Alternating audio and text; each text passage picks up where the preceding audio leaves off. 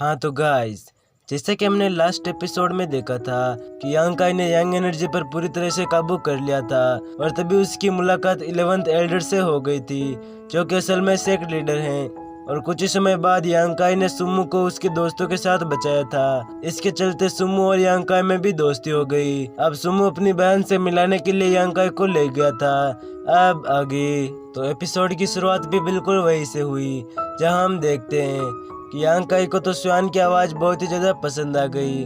वो तो उसे बिना देखे ही उस पर फिल टू फिदा हो गया। अब मार्केट में वापस आने के बाद सुमो अपने दोस्तों के साथ कहीं और चला गया और यांग को वहीं पर एक यांग ट्रेजर की तलाश कर रहा था, मगर उसे तो कोई स्पेशल चीज नजर नहीं आ रही थी। तभी उसकी मुलाकात हुई म्यार से। वो बंदी जानबूझकर उसका रास्ता रोकने लगी, मगर यांग उसे कोई भाव नहीं देता, लेकिन फिर भी म्यार उसका पीछा नहीं छोड़ती। तो यांग उसे गुस्से में कहता है कि प्लीज मेरा पीछा मत करो। और तभी उसकी बॉडी में मौजूद यांग एनर्जी फ्लेम स्टोन को देखकर रिएक्ट करने लगी, मगर वो फ्लेम स्टोन काफी ज्यादा महंगे थे, इसलिए म्यार उस बंदे को इशारा कर देती है कि वो ये सारे पैसे पे कर देगी। दरअसल वो शख्स ब्लड बैटल क्लैन यानी कि म्यार के क्लैन का था, इसलिए म्यार की वहाँ पर काफी ज्यादा अच्छी रेपुटेशन थी। वो यांग को जानबूझकर मस्का मारने लगी ताकि यांग उसके प्यार में बावला हो जाए। म्यार का प्लान था कि एक बार यांग को मजनू बना दिया जाए, फिर म्यार उसका दिल तोड़ने वाली थी, लेकिन यांग उसके दिल की बातें समझ गया। वो कहता है कि मैं तुम्हारे जाल में नहीं फंसने वाला, जिसके बाद वो एक ग्लेजर की बोतल को एक्सचेंज करके यांग ट्रेजर को खरीद लेता है। ये देखकर म्यार को तो यकीन ही नहीं हो रहा था कि वो उस बंदे को पटा नहीं पा रही, वरना तो क्लैन के सभी बंदे उसके पीछे दीवाना हैं। मगर उसने अभी तक हार नहीं मानी। वो जानबूझकर यांग को फॉलो करते हुए फॉरेस्ट में पहुंच गई। उसे लगा था कि जंगल में तो यांग जरूर उसके करीब आने की कोशिश करेगा, मगर यांग का यहाँ आने का प्लान तो कुछ और ही था। उसे पता है कि फेंगयुन टावर के लोग उसे फॉलो कर रहे हैं, और तभी उन दोनों पर नाइफ से अटैक हो गया। मगर यांग म्यार को अपनी बाहों में उठाकर एक कूल जंप लगा देता है। दरअसल सफिंग अपनी सीनियर टाव को लेकर यांग से रिवेंज लेने आ चुका था। टाव कहता है कि म्यार तुम यहाँ से चली जाओ, हमें तो इस बंदे को सबक सिखाना है। अब म्यार खुद ही उन पर हमला करने वाली थी, लेकिन यांग उसे कहता है कि तुम टेंशन मत लो, मैं इनसे निपट लूंगा। जिस पर म्यार उसे कहती है कि टाव हाल ही में कानून लेवल की 5वीं लेवल पर पहुंच चुका है, वो सफिंग जब भी ज्यादा पावरफुल है, तो तुम अकेले उन दोनों का मुकाबला नहीं कर सकते। भले ही वो तुम पर अटैक करें, लेकिन वो मुझे मारने की हिम्मत नहीं करेंगे, और इसलिए तुम यहाँ से भाग जाओ और मैं इन्हें यहीं पर रोक लूंगी। लेकिन यांग इसके लिए मना कर देता है। वो कह रहा था कि जब मैं कमजोर था तब भी मैंने हार नहीं मानी, अब तो मेरे पास पावर्स भी हैं, भला अब मैं ये पीछे क्यों हटूं। और वैसे भी तो मैं यहाँ पर अकेला छोड़कर नहीं जाने वाला, क्योंकि मुझे इन दोनों पर जरा भी भरोसा नहीं है, इसलिए म्यार पीछे हट जाती हैं। इधर टाओ यांग का इसे कहने लगा कि थोड़ी ही देर में तुम हेल में पहुँचने वाले हो, तो प्लीज उसके लिए मुझे ब्लेम मत करना। जिस पर यांग कहता है कि ना ना बिल्कुल नहीं करूँगा, चलो बकवास बंद करके मेरे साथ फाइट करो। उसकी बातें सुनकर सफिंग काफी ज्यादा भड़क गया, इसलिए वो तुरंत ही अपनी स्वॉर्ड बाहर निकाल लेता है। इधर यांग अपने ट्रू यान पावर को एक्टिवेट नहीं कर पा रहा था, क्योंकि उसकी बॉडी ने फ्लेम स्टोन की सारी एनर्जी अपने अंदर एब्जॉर्ब कर लिया। जो देखकर टाओ कहता है कि चलो जल्दी से इसे खत्म कर देते हैं। तो वो दोनों भी उस पर हमला करने चले गए, लेकिन यांग तो टाओ को अपने एक ही पंच में काफी पीछे ढकेल देता है। उतने में सफिंग ने अपनी स्वॉर्ड लेकर उस पर हमला करने के लिए जंप लगा दी, मगर यांग तो उसकी स्वॉर्ड एक ही बार फिर से पकड़ लेता है। जो देख सफिंग कहने लगा कि पिछली बार तेरी इसी हरकत की वजह से मैं हारा गया था, मगर मैं दोबारा सेम गलती नहीं कर सकता। उसने अपनी स्वॉर्ड के हैंडल में से एक और स्वॉर्ड छुपा रखी थी, तो वो उसी का यूज करते हुए यांग का पर अटैक करने लगा, जिसके चलते यांग घायल हो गया। लेकिन तभी उसकी बॉडी से बहुत ही स्ट्रॉन्ग और रिलीज होने लगी, और देखते ही देखते वहाँ पर वो स्टॉल पिलो वाला मॉन्स्टर आ जाता है। उसने यांग काई की बॉडी का कंट्रोल अपने हाथ में ले लिया था, जिसके बाद वो तुरंत ही यांग लिक्विड ड्रॉप का यूज करके सफिंग को खत्म कर देता है। उसके मूव देखकर तो टाओ के होश उड़ गए थे। वो कहता है कि तुमने मेरे भाई को खत्म कर दिया, अब तुम्हें भी मरना होगा। मगर यांग उसके अटैक को डॉज करते हुए उसे काफी पीछे ढकेल देता है। अब यांग का अपने माइंड स्पेस में चला जाता है, तो मिया ही उसे प्रोटेक्ट करने लगी। टाओ कह रहा था कि जल्दी से साइड में हट जाओ वरना मुझे तुम्हें भी घायल करना होगा। इधर यांग काई को काफी ज्यादा गिल्टी फील हो रहा था कि उसके हाथों किसी एक का खून हो चुका है, मगर उसे याद आता है कि उस गोश्त ने ही इसकी बॉडी पर कंट्रोल किया था और उतने में ही वो गोश्त उसके सामने अपीयर हो जाता है। वो कहता है कि एक लंबे अरसे के बाद मैंने किसी को खत्म किया। यकीन मानो ये एहसास बहुत ही ज्यादा स्पेशल है। हालांकि यांग उस पर काफी ज्यादा भड़क गया था। वो उससे पूछता है कि बताओ तुमने इस बंदे को मारा क्यों? जिस पर वो गोश्त कहने लगा तो तुम उसके हाथों से मारे जाते, तुमने तो मुझे थैंक बोलना चाहिए। खैर अभी भी एक बंदा बाकी है, तो क्यों ना हम दोनों मिलकर उसे भी रास्ते से हटा दें। जिस पर यांग काई कहने लगा कि मैं किसी की जान नहीं लेने वाला। तो वो गोश्त कहता है कि अगर तुम मारोगे नहीं तो मारे जाओगे। स्ट्रॉन्ग बनने के बाद तुम्हें लोगों को खत्म ही करना पड़ेगा। खैर ये तुम्हारा पर्सनल मैटर है, लेकिन तुम्हें जल्दी से डिसीजन लेना होगा क्योंकि तुम्हारे उस दोस्त की जान खतरे में है।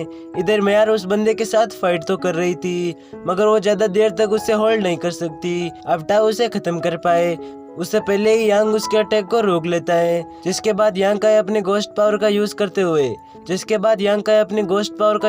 हुए दो ही अटैक में उस बंदे को बुरी तरह से घायल कर देता है। टाओ तो उस गोश्त पावर को देखकर काफी ज्यादा डर गया था, इसलिए वो उसके सामने रहम की भीख मांगने लगा। तो यांग काई उसकी बातों में आकर उसे माफ कर देता है, मगर ये तो टाओ की एक चाल थी। उसने तुरंत ही यांग काई पर एक स्नीक अटैक करते हुए उसमें अपनी स्वॉर्ड घुसा दी, जिसके चलते वो दोबारा से घायल हो गया और तभी वो गोश्त वापस से अपीयर हो गया। उसने अब अपनी फुल पावर का यूज करते हुए टाओ के साथ साथ म्यार को भी उस माउंटेन से नीचे फेंक दिया। लेकिन समय रहते यांग काई म्यार का हाथ पकड़ लेता है। भले उसने म्यार की जान तो बचा ली हो, मगर वो खुद ही बेहोश हो गया। थोड़ी देर बाद जब यांग को होश आया तब वो देखता है कि म्यार उसके गाँव को क्लीन किया है। वो कहते हैं कि यहाँ जो कुछ भी हुआ उसे हमें राज रखना पड़ेगा, वरना हमारे दोनों के सेक्ट में बैटल शुरू हो जाएगी। साथ ही साथ उसने सफिंग की बॉडी को भी ठिकाने लगा दिया था, यानी उसे भी माउंटेन से नीचे फेंक दिया था। आगे चलकर अगर इन लोगों की बॉडी भी मिल जाती है तो उन्हें लगेगा कि इन दोनों ने आपस में फाइट करके एक दूसरे को खत्म किया है। अब मिया यांग काई को बता रही थी कि मैं ब्लड बैटल सेक्ट की लीडर की बेटी हूँ। हमारे लोगों ने मेरी खूबसूरती का यूज करके कई सारे डिसेबल को अपने सेक्ट में ज्वाइन करवाया था, जिसके चलते मेरी रेपुटेशन खराब हो गई। मगर मैं वैसी फालतू लड़की बिल्कुल भी नहीं हूँ। जिस पर यांग कहने लगा कि मुझे तुम्हारे पर्सनल मैटर में कोई इंटरेस्ट नहीं है, तुम अच्छी हो या बुरी मुझे इससे कोई फर्क नहीं पड़ता। यांग काई की बातें सुनकर म्यार को काफी ज्यादा हर्ट हुआ। वो कहती है कि ठीक है, आज के बाद मैं तुम्हारा रास्ता नहीं रोकूंगी। अब उसके वहाँ से जाने के बाद यांग काई को भी काफी ज्यादा बुरा लगता है, इसलिए वो मायूस होकर अपने घर वापस आ गया। उतने में वहाँ पर उसके दोस्त पहुँच गए थे। वो कह रहे थे कि हमने सेक्ट में साफ सफाई कर दी है, आज के बाद हम सभी लोग मिलकर तुम्हारी मदद करेंगे। लेकिन यांग को तो यह सब बिल्कुल भी ठीक नहीं लग रहा था। वो कहता है कि प्लीज तुम ये सब काम मत करो, ये तो मेरा टास्क है। लेकिन यूटिया कहता है कि भाई तुमने हमारी जान बचाई थी और इसी वजह से हम दोस्त बन चुके हैं। अगर तुम हमें दिल से दोस्त मानते हो तो प्लीज हमें भी तुम्हारे साथ काम करने दो। इसलिए यांग को भी उनकी बातें माननी पड़ी। जिसके बाद यांग ट्रैप ड्रैगन स्ट्रीम में आकर कल्टीवेट करना शुरू कर देता है। यहाँ पर यांग काई नोटिस करता है कि उसकी बॉडी में पिछली बार से काफी ज्यादा तेज यांग एनर्जी फ्लो हो रही है। साथ ही साथ उसकी बॉडी में 2 यांग ड्रॉप क्रिएट हो गए थे, जिनमें से एक ड्रॉप तो उस फ्लेम स्टोन के मॉन्स्टर ने कंज्यूम कर लिया, जिसके चलते वो फ्लेम स्टोन अब एक सीड में बदल गया। तो यांग काई उस सीड को स्ट्रीम के पास ही बो देता है। अब समय के साथ साथ यांग काई भी काफी ज्यादा पावरफुल बन गया था और वो फ्लेम स्टोन भी ग्रो होकर एक वाइन में बदल गया, जिस पर सिर्फ 10 दिनों में ही फ्रूट लग चुके थे। वहीं पर यांग काई ने अपने सेक्ट के बॉडी टेम्परिंग के हर एक बंदे को हरा दिया था और उसके प्रोग्रेस को देखकर सिया भी काफी ज्यादा इम्प्रेस हो गई। इतने में यांग काई 2 फ्रूट को कंज्यूम करके कल्टीवेट करना स्टार्ट कर देता है, जिससे उसकी बॉडी में बहुत ज्यादा स्ट्रॉन्ग एनर्जी फ्लो होने लगी। उसे ऐसा लग रहा था कि मानो उसके मसल्स में आग लग गई हो। और फाइनली यांग काई ने लेवल अप कर लिया था। वो बॉडी टेम्परिंग की नवी लेवल पर ब्रेक थ्रू कर चुका था, मगर उसने अभी तक जितना भी यंग लिक्विड स्टोर किया था वो सारा का सारा डेवलप करने के चक्कर में खर्च हो गया। अब तो दूसरा यंग ट्रेजर खरीदने के लिए उसके पास पैसे भी नहीं थे, मगर तभी उसे याद आता है कि यंग प्लांट के सीड उतने ज्यादा एक्सपेंसिव नहीं हो सकते, उन्हें तो आसानी से वो अफोर्ड कर सकता था। इसलिए वो तुरंत ही फ्रूट सीड परचेज करने के लिए मार्केट में पहुंच गया। मगर वो शॉपकीपर उसे कह रहा था कि मेरे पास जो भी सारे फ्रूट सीड्स थे वो ब्लड गेटल क्लैन के लोगों ने खरीद लिए हैं और फिलहाल वो माइनिंग एरिया में हैं, लेकिन तुम वहाँ पर नहीं जा सकते क्योंकि तुम एक आउटर डिसेबल हो। खैर वो लोग 2 महीने बाद वापस आ जाएंगे, तब तुम उनसे मिल सकते हो। मगर यांग का इतना लंबा इंतजार नहीं करना चाहता था, तो बंदा उससे कहता है कि क्यों ना तुम यार की मदद लो, वैसे भी वो बंदी तुम्हें काफी ज्यादा पसंद करती हैं तो तुम्हें आसानी से माइनिंग एरिया में लेके जाएगी। वैसे भी आज वो इस मेंशन में किसी से मिलने आई हैं तो तुम चाहो तो उससे बात कर सकते हो। लेकिन यांग को लग रहा था कि उस दिन मैंने म्यार का दिल तोड़ दिया, भला वो मेरी मदद क्यों करेगी। मगर फिर भी वो एक बार म्यार को मनाने की कोशिश करना चाहता था, इसलिए उस मेंशन के बाहर पहुंच गया। उसके वहां आने का एहसास म्यार को भी हो चुका था। अब हम देख पाते हैं कि वहां पर म्यार की ट्विन सिस्टर भी मौजूद थी। वो कहती है कि अच्छा तो ये है यांग काई जिसका तुम जिक्र किया करते हो, तुमने बताया था कि ये बंदा लड़कियों पर बिल्कुल भी घास नहीं डालता, तो क्यों ना हम दोनों शर्त लगाकर इसे आजमा ले।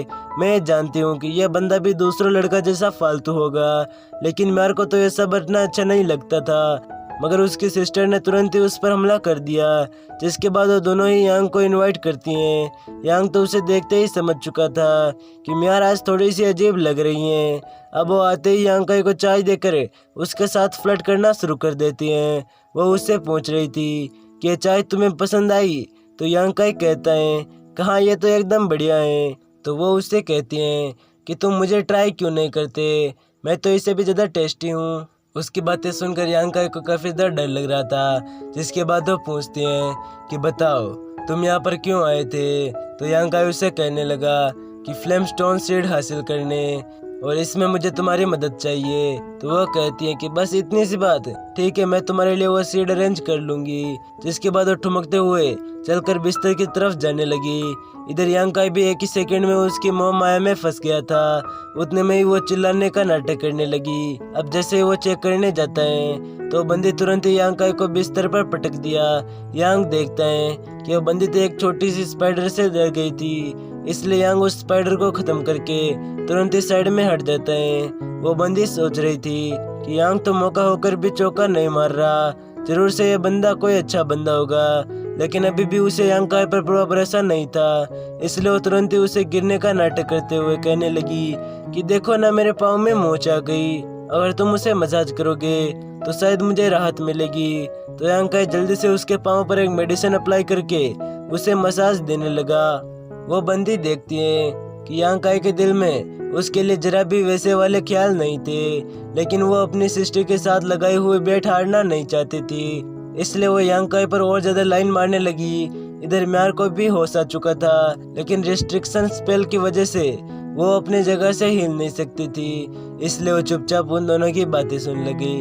यांग काई कह रहा था कि मिस, मैं म्यार को अच्छे से जानता हूँ, वो कभी ऐसी हरकतें नहीं करेगी, इसलिए मैं दावे से कह सकता हूँ कि तुम म्यार नहीं हो।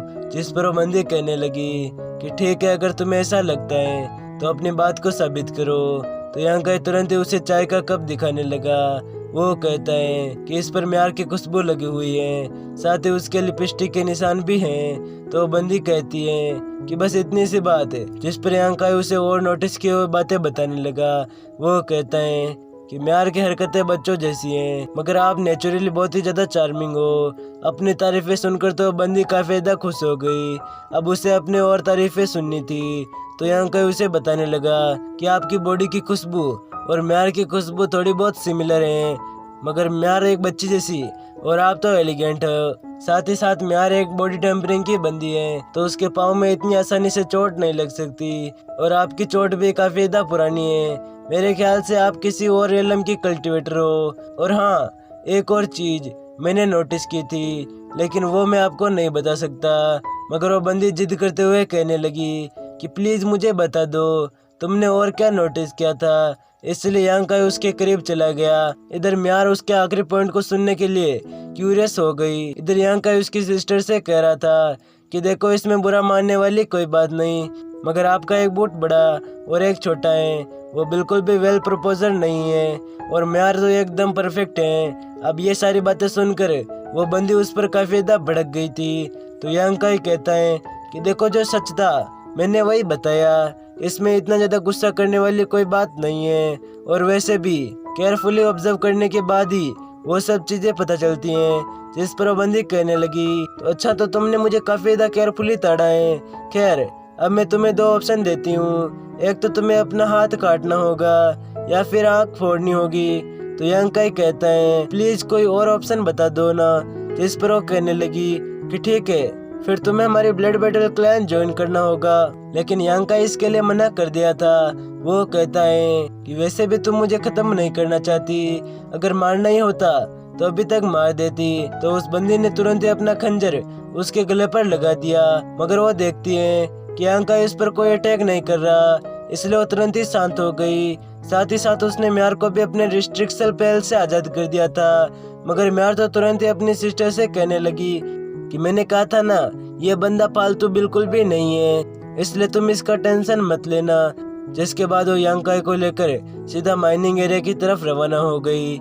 उसके जाने के बाद म्यार की सिस्टर अपने बूट को चेक करते हुए कहने लगी कि ये दोनों तो बिल्कुल सेम साइज के हैं, पता नहीं वो बंदा इन्हें छोटा मोटा क्यों बोल रहा था। नेक्स्ट टाइम मैं उसे जरूर उसका मुंह तोड़ दूंगी। और इसी के साथ हमारा ये एपिसोड यहीं पर समाप्त होता है।